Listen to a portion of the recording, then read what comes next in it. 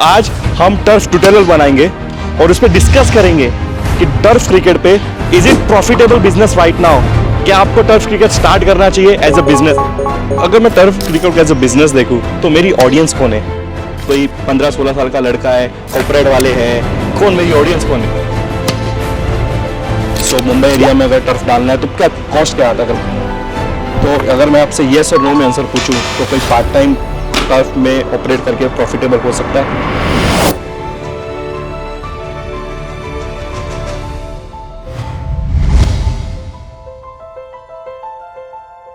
So guys, welcome back to the Jasvir Mehra podcast. आज podcast नहीं है, आज कुछ हटके कर रहे हैं। और हटके हम इसके लिए कर रहे हैं क्योंकि आफ्टर ओमकार थर्ड एपिसोड, जहां ओमकार ने बात की थी टर्फ क्रिकेट के ऊपर से, that I still play turf cricket with my son Vedant. उसके बाद से मुझे इंस्टाग्राम पे I got so many messages कि आपको एक टर्फ ट्यूटोरियल बनाना चाहिए। तो आज हम टर्फ ट्यूटोरियल बनाएंगे और उस पर डिस्कस करेंगे कि टर्फ क्रिकेट पे is it profitable business right now. क्या आपको टर्फ क्रिकेट स्टार्ट करना चाहिए as a business, as a profession? और हम ये भी डिस्कस करेंगे कि टर्फ क्रिकेट को डे बाय डे इतना पॉपुलर क्यों होते जा रहा है, स्पेशली मुंबई और गुजरात जैसे एरियाज़ में। और स्पेशली जो मुझे बहुत सारे इंस्टाग्राम पे मैसेजेस आ रहे हैं वो ये आ रहे हैं कि यूट्यूब पे कहीं भी कोई भी चैनल्स पे बैटिंग ट्यूटोरियल टर्फ का अवेलेबल नहीं है, किस तरह से बैटिंग करनी चाहिए। तो आज हम कवर करेंगे टर्फ क्रिकेट की बैटिंग, बॉलिंग कैसे करनी चाहिए, क्या ड्रिल्स करनी चाहिए, क्या एक्सरसाइज करनी चाहिए जिसके आप टर्फ क्रिकेट मास्टर कर सको। मैं काफ़ी सारे बैट्समैन को जानता हूँ ऐसे जो अच्छे बैट्समैन हैं, बॉलर्स को जानता हूँ जो अच्छे बॉलर्स हैं, बट मुझे कोई ऐसा चाहिए था जो बात करे तो उसकी बात में वेट हो। We have one and only Yash Tulani with us. और यश तुलानी का मैं इंट्रो थोड़ा सा इतना बताना चाहूँगा, he is one of the top tough batsman in Mumbai circuit. So Yash, how are you? Hi, मैं ठीक हूँ, आप कैसे हो? मैं भी अच्छा हूँ, आप कैसे हो? All good, all good. तो यश, पहले तो शुरुआत इससे करेंगे, पहले आप थोड़ा अपने बारे में बताइए हमारी ऑडियंस को कि आप क्या करते हो, आप कहाँ कोचिंग करते हो और अपना एक्सपीरियंस बताइए। हाय, माई सेल्फ यश जगदीश तोलानी। मैं लेदर बॉल प्रोफेशनली क्रिकेट खेलता हूँ, मैं टफ क्रिकेट भी प्रोफेशनली खेलता हूँ। मैं करंटली एज अ कोच मैं काम कर रहा हूँ। मेरा खुद का cricket academy in Bhayandar east और वेस्ट दोनों जगह पे है। करंटली मैं ISPL सीजन 2 माझी मुंबई टीम के साथ एज अ बैटिंग कोच था। हम लोग की टीम चैंपियन भी बनी वहाँ पे। और मैं खुद लास्ट ईयर कांगा लीग में E डिवीजन में सेकंड हाईएस्ट विकेट टेकर था। मैं अंडर 19 स्टेट सिलेक्शन मैचेस भी खेला हूँ। तो मैं करंटली लेदर बॉल भी खेल रहा हूँ, अंडर टफ क्रिकेट भी खेल रहा हूँ। मैं ट्राई करता हूँ कि जब से मैं टफ क्रिकेट खेल रहा हूँ, मैं कोई भी फॉर्मेट का क्रिकेट खेल रहा हूँ, मैं ट्राई करता हूँ अपना बेस्ट दूँ। जो भी प्रेशर सिचुएशन पे आता हूँ, मैं ट्राई करता हूँ कि मैं मेरे हाथ में जितना सिचुएशन में अकेले अपने पे मैच लेके जाऊँ और ट्राई करूँ मैं बेस्ट टू टीम के लिए। और एक ही चीज़ है, कोई भी cricket Khelo, practice is most important. मेरा तो आपने पॉडकास्ट देखा ही होगा, बट ये कुछ हटके है। और ये हटके इसके लिए है क्योंकि फैंस ने इतनी डिमांड की है कि हमें एक टर्फ ट्यूटोरियल चाहिए। तो अगर कोई टर्फ क्रिकेट खेल रहा है, सो चांसेस है कि उसकी ओवरआर्म में भी गेम अच्छी हो, या फिर ओवरआर्म से अगर वो टर्फ क्रिकेट पे आना चाहता है, वो क्या चेंजेस करने पड़ते हैं? अगर थोड़े में आप डिटेल में ना जाते हुए थोड़े ऊपर से चेंजेस बताओ तो क्या करने पड़ेंगे चेंजेस? जैसे कि कोई ओवरआर्म प्लेयर अगर टर्फ पे आता है, कैसे उनके शॉट्स के रेंज बहुत है क्योंकि ओपन ग्राउंड है, तो हमारे पे लिमिटेशंस नहीं है। अगर मेरे रेंज में बॉल आते हैं तो मैं इजीली पूरे शॉट्स में अपने पूरे स्ट्रेंथ से मार सकता हूँ। यही अगर ओवरआर्म का कोई प्लेयर आता है अच्छा, अगर टर्फ पे आता है, सो उनको एक चीज़ अडेप्ट करने की कि यहाँ पे डायमेंशन है, यहाँ पे लिमिटेशन है। कोई जगह पे ऊपर आउट रहता है, कोई जगह पे ऊपर नेट को लग के अगर कैच पकड़ा तो आउट रहता है। तो वो से हम लोग को लिमिटेशन एडजस्ट करने की मेरे को कितना पंच करना है। और कहाँ कहाँ टर्फ क्रिकेट खेला जाता है इंडिया में? जैसे कि मुंबई में तो डेफिनेटली खेला जाता है, गुजरात में खेला जाता है और पुणे साइड खेला जाता है। तो महाराष्ट्र में ओवरऑल हर जगह खेला जाता है। आजकल अगर आप फार्म हाउस पे चले जाओगे, एग्जैक्टली, तो फार्म हाउस में भी आपको स्विमिंग पूल मिलेगा, टर्फ मिलेगा। तो जो क्रिकेट लवर्स है वो तो फार्म हाउस जाते हैं कि हम वहाँ पे जाके टूर्नामेंट्स खेल सके, वीकेंड एंजॉय कर सके। तो कहाँ कहाँ इंडिया में टर्फ क्रिकेट खेला जाता है? मोस्टली देखो, जैसे आपने सही बोले, मुंबई में, गुजरात में, बेंगलुरु में भी चालू रहता है, सब बहुत से जगह चालू रहता है। सिर्फ फॉर्मेट सब जगह अलग रहता है। जैसे मुंबई, महाराष्ट्र में ज़्यादा अंडरआर्म होता है टर्फ पे। अभी जैसे गुजरात साइड आप जाएंगे तो थ्रो बॉलिंग होता है। जैसे हम लोग रिसेंटली गए थे ऑल ओवर इंडिया टूर्नामेंट, उधर थ्रो बॉलिंग होता है। थ्रो बॉलिंग में आपको यहाँ से बॉलर्स आते हैं, 80 का सब टूर्नामेंट का स्पीड लेवल अलग रहता है। यहाँ से हमको खड़े रह के डालना है, कोई इधर 80 का स्पीड रहेगा तो अंपायर एक स्पीडोमीटर लेके रहते हैं। अगर मैंने यहाँ से बॉल डाला, अगर 80 का स्पीड मीटर पे आया तो 80 के ऊपर है तो it's a no ball. Speedometer तो काफी एक्सपेंसिव नहीं होता है? एग्जैक्टली 60,000 का आता है। हाँ, बट टर्फ क्रिकेट में यूज होता है। हाँ, टर्फ क्रिकेट में दूसरा आता है जो अंपायर लेते हैं, वो इतना कॉस्टली नहीं रहता है, बट उसमें एक्यूरेट पेस इतना नहीं, बट एटलीस्ट वहाँ पे स्पीड जनरेट होता है। तो उन लोग वहाँ पे एवरी टूर्नामेंट में मोस्टली वो यूज़ करते हैं कि एक स्पीड लिमिट है आपको, उसके ऊपर अगर आपने बॉल डाला है तो it will be a no ball. तो सब जगह डिफरेंट डायमेंशंस है, डिफरेंट रूल्स है। तो अभी हम लोग काफ़ी ज़्यादा मुझे मैं ही इतना क्यूरियस हूँ कि मुझे काफ़ी ज़्यादा आपसे टिप्स चाहिए, क्योंकि मैं खुद टर्फ क्रिकेट खेलता हूँ। उससे पहले थोड़ा सा आप अपने ISPL के जर्नी के बारे में बताओ। आपका ISPL में आप विनिंग कोच है, माजी मुंबई जैसे टीम के, जहाँ पे इतने बड़े बड़े प्लेयर्स है, तो आपकी उस जर्नी के बारे में कुछ बताओ।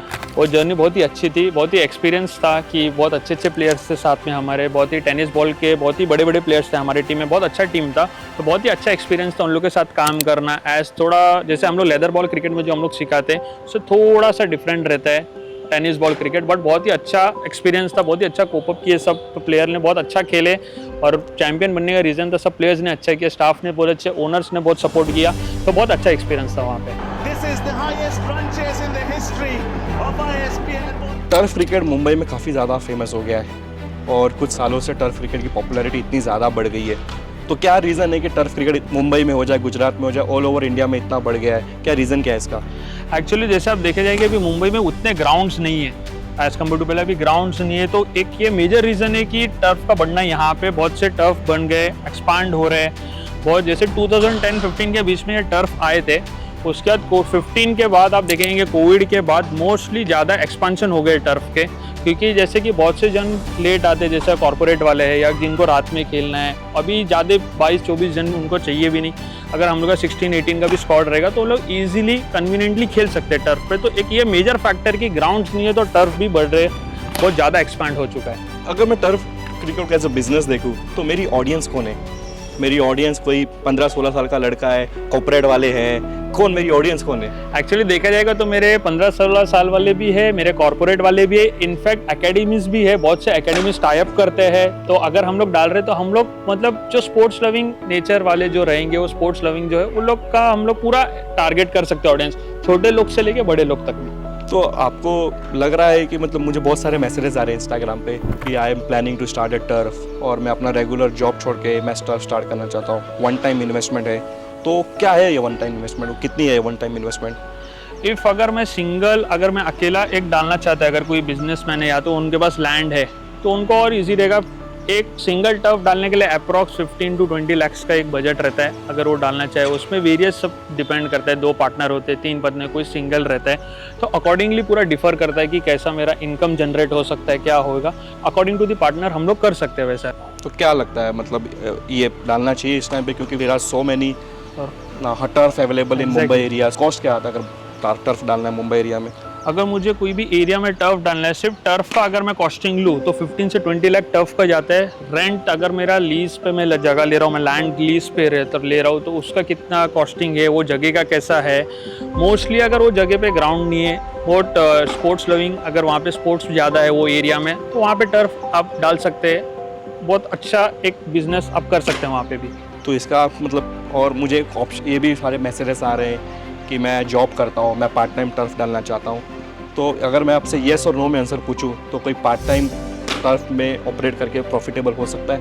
यस, कर सकते हैं। सिर्फ एक चीज़ मैं इसमें ऐड करूँगा, अगर आप लोग पार्ट टाइम कर रहे हैं तो इसमें बट आपको एक अच्छा मैनेजर आप अपॉइंट कर सकते हो जो प्रॉपर आपको कैश फ्लो का डिटेल दे।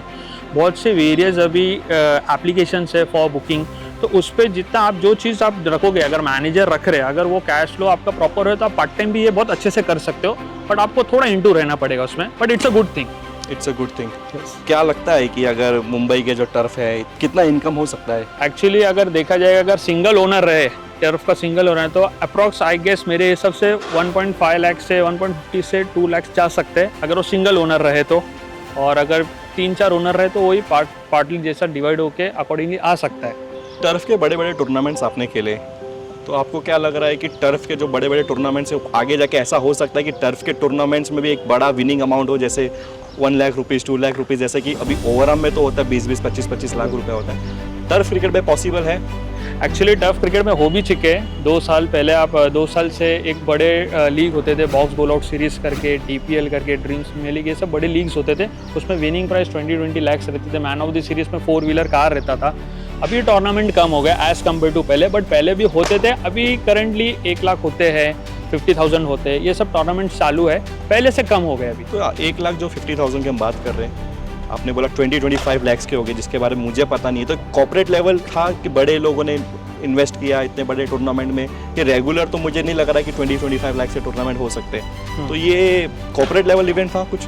नहीं, कॉर्पोरेट नहीं, ओपन टाइप था, बट बहुत से बड़े बड़े लोग इसमें थे। जीशान सिद्दीकी भाई का टूर्नामेंट था ये, जो उन्होंने रखा था बहुत बड़े लेवल पे, तो बहुत से बड़े बड़े जन भी इसमें जुड़े थे।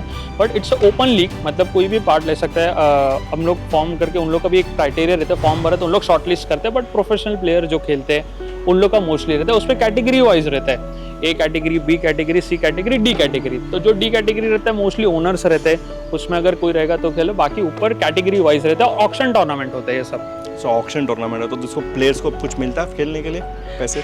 अभी एग्जैक्टली मतलब ऑक्शन तो हमारा बेसिक नॉर्मल पॉइंट्स में रहते हैं, उसमें कुछ कैश नहीं रहता है। बट अगर ओनर जैसा जीतेंगे तो सबका अलग अलग रहता है, कोई ओनर खुशी से देता है, किसका जो रहता है, तो अकॉर्डिंगली सब ओनर पे डिपेंड रहता है। सब जानना चाह रहे हैं कि कहीं भी यूट्यूब पे आप चेक कर लो, I don't think so there is any video on batting tutorial on turf. तो हम आज बैटिंग कवर करेंगे इस वीडियो में, बॉलिंग कवर करेंगे इस वीडियो में, और पॉसिबल हर चीज़ कवर करेंगे जो एक प्लेयर को as a batsman, as a bowler turf cricket के लिए बेस्ट बना सकता है। और आपसे बेटर कौन हो सकता है हमारे साथ? So let's dive into it. Surely, thank you.